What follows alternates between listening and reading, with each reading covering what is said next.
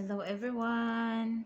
Labi na sa mga igsuon ako diha kang Kristo kung asa man kakaron, hello sa imuha. I hope nga maghatag ni encouragement or reminder sa imuha igsuon ang pulong sa Ginoo. O kung bag-o lang ka dinhi ug dili ka believer ni Jesus Christ, welcome igsuon, and I hope na tapuson nimo ni nga video labi na sa mga Bisaya nato ng mga igsuon nga wala pa diha sa pagpangalagad sa Ginoo. This is really for you, and I hope nga naatay matun-an after this. I was really praying earlier nga unta mamuhat si Lord pinaagi ani nga platform nga makaserbisyo ta sa inyo ha, bisag unreached mo physically, no?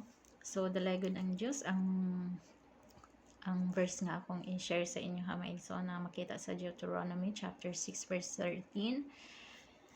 Nag-iingon din ha, you shall fear the Lord your God and serve Him and take your oath in His name. And we give this a theme nga nag-iingon, fear and serve the Lord, the one true God. Okay?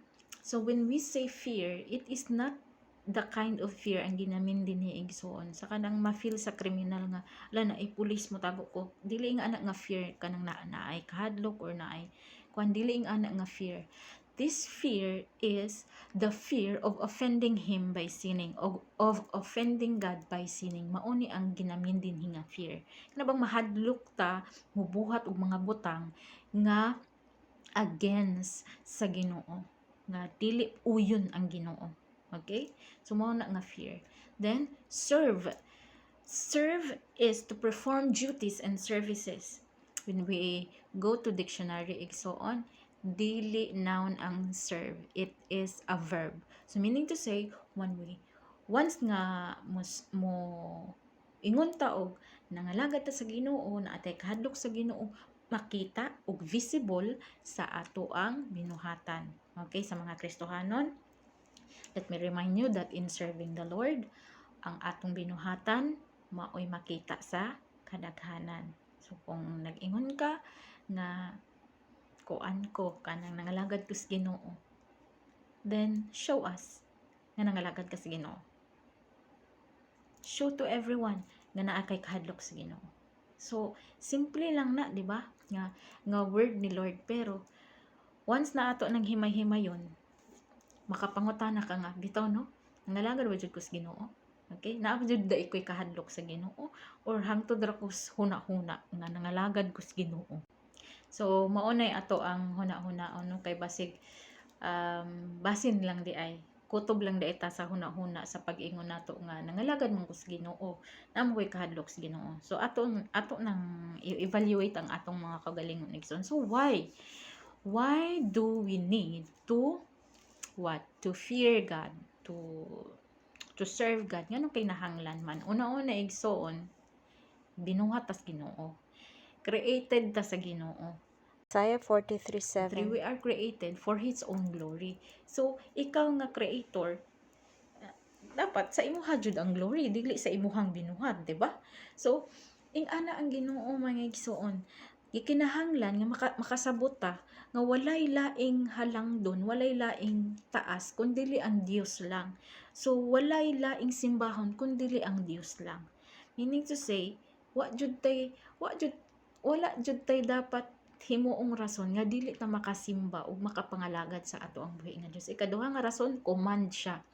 Sa atong main verse, sa giingon din ha, you shall fear the Lord your God and serve Him. Sugo siya.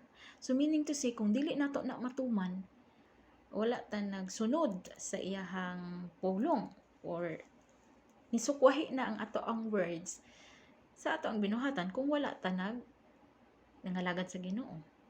Okay? So it is a command nga kinahanglan natong buhaton as creation sa Ginoo. Okay? And thirdly, mo ni dapat natong kahadlokan. Once nga dili ganita mo simba sa Ginoo, once gani nga dili ta mahadlok sa Ginoo, no, na ay curse ang magsunod sa ato. Deuteronomy chapter 11 verses 26 to 28, daghag curse ang magsunod sa ato kung mag-disobey ta sa iya. Mauna nga labi na katungkuan, labi na katong mga nag simba sa mga false god igsoon higala, this is a warning for you. Dili jud aksidente nga naka paminaw ka ani, basahan na igsoon, basahan na nga pulong sa Ginoo. Kay dili ni aksidente nga nakapaminaw ka sa pulong sa Dios igsoon. So if we are still serving a false god, then you should think again. Nga bitaw, magkuan ka, mag-evaluate ka sa imong kaugalingon, nagasimbo ba jud ko sa tinuod nga Dios? Sakto ba jud ning ako ang gihimo? Kay ngano man igsoon, the moment gani nga dili na nato huna-hunaon, na I curse nga moabot sa ato ang kinabuhi. Dili lang sa atong kinabuhi, even sa ato ang pamilya. Magsunod-sunod ug mag-pattern na sa ato ang pamilya. Di ba hadlok? Kaya para sa ako curse is not from God. For me, it is a consequence or the result of disobeying God. Mo jud na ang para sa ako. Dili plano sa Ginoo igsoon nga tungluhon ta. Pero once gani nga dili ta mo follow sa iyaha, once gani dili ta mo sunod sa iyahang kaning ginapasunod sa atoa, ginapabuhat sa atoa, ang mahitabo curse jud ang magsunod-sunod sa atoa. On the other hand, once nga magsigitag sunod sa pulong sa Ginoo, magsigitag sunod sa iyahang ways, ato siyang higugmaon, and the blessings will follow sa imuhang kinabuhi. And I'm telling you, not just literal nga blessing igsoon. Una-una i-bless ka sa Ginoo spiritually. Una-una jud nga blessing is spiritually. I-bless ka sa Ginoo kay para inig ka bundak na sa Ginoo sa mga panalangin nga literal, mga panalangin nga physical. Dili na ka makuratan, no? Dili na ka kung baga sa ginaingon pa, mamanage nimo ang matag blessing nga moabot sa imuhang kinabuhi. Dili ka ma-out of focus kay nganuman gikan man sa Ginoo ang mga panalangin. Okay? Gikan gani na siya wa nga son ma-out of focus ka. Ingnanta ka. Okay. So how can we serve or how can we fear and serve God? So kung naa na kay igsoon, kung naa na kay church nga gipailaluman karon nga naa na kay joy, naa na kay, or should I say, una-una nimong pangitaon is naga-teach og biblical principles. Mao jud na ang imuhang pangitaon nga gusto nimo nga magserbisyo sa Ginoo. Naa jud siya sa biblical principles. Ikaduha, isa baya sa biblical principles nato is dili walaon ang balaang panagkatigom. So kung ikaw igsuon, sige kag absent sa simba, kag absent sa gathering, so questionable na rin ka na, no? So kung ang imuhang simbahan karon naga-follow sa biblical principles, naga-teach sa gospel of Jesus Christ, naga-teach sa imuha paano ka magsunod sa footsteps ni Jesus Christ, then you are in the right place igsuon, padayon sa pagpangalagad ug padayon sa pagpagamit sa Ginoo. Then ikaduha, how can we serve God? Participate under that organization. Mag-participate ka. Participate ka according sa imuhang availability, according sa imuhang capacity. Kung naa kay talent sa music, pagamit sa Ginoo. Kung naa kay talent sa teaching, pagamit sa Ginoo. Kung naa kay talent sa knowledge, pagamit sa Ginoo. Under that organization, kung naa kay knowledge sa kanang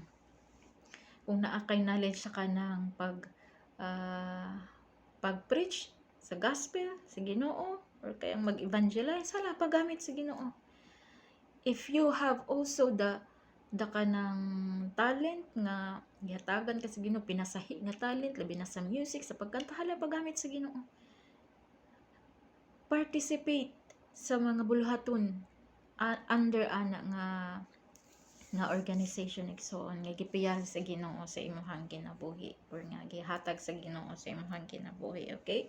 Then another thing, what if wala jud kay talent, dili jud ka kantahon ka ng imuhang gitara, pikas baryo ang imuhang tingog adtos kadagatan, so kung ingana jud wa jud tay mahimo ana, no?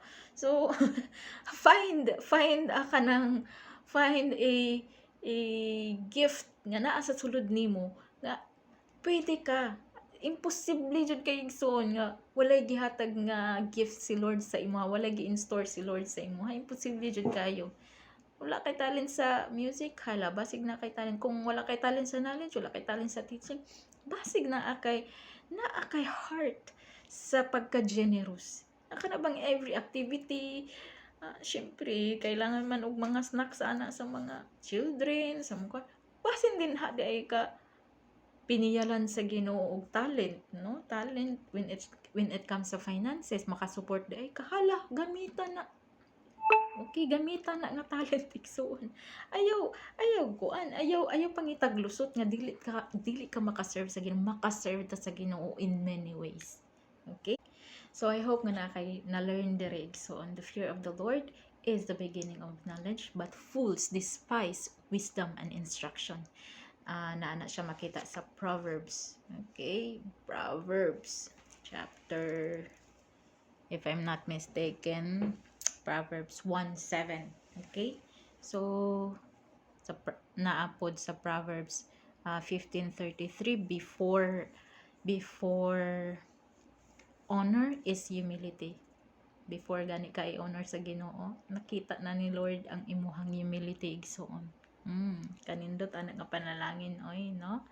So, and this is also a warning igsoon. Ayaw jud tan-awa ang imuhang kawalay kwarta. Igo-igo lang mong kwarta, ayaw jud igsuon kay ngano biblical igsuon that better is little with fear of the Lord.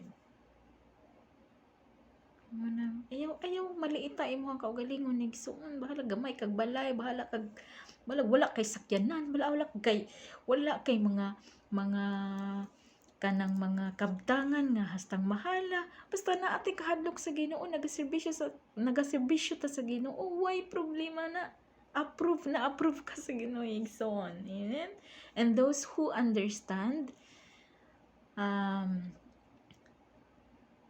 the word of God, katong na ay understanding sa word ni Lord igsoon, will always do the commands of God. Pero katong walay mga understanding, patod pa sa Proverbs 1:7, mga buang, mga fool, mag-despise jud na sa word, ilang ibaliwala ang pulong sa Ginoo.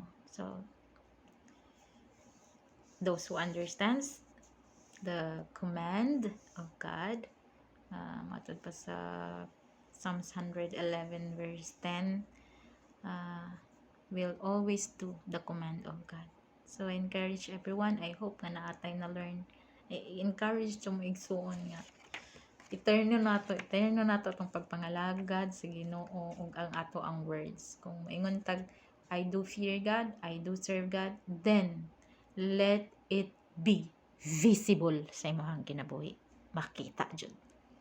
Okay? Nangalagad kag sakto sa Ginoo, then congratulations. Pero kung wala pa, naglibog pa ka, napakakaroon sa imong grupo nga murag naglibog, murag na pariwara na noon ka ani nga grupo, hala, pag-isip-isip igsoon. Pag-isip-isip ka, and I pray that you will really find a family of God nga kanang makatudlo sa imuha for the right principle of the Bible, for the righteousness and holiness. Okay, so to God be the glory. Ang Diyos magapanalangin ka natong tanan. God bless everyone.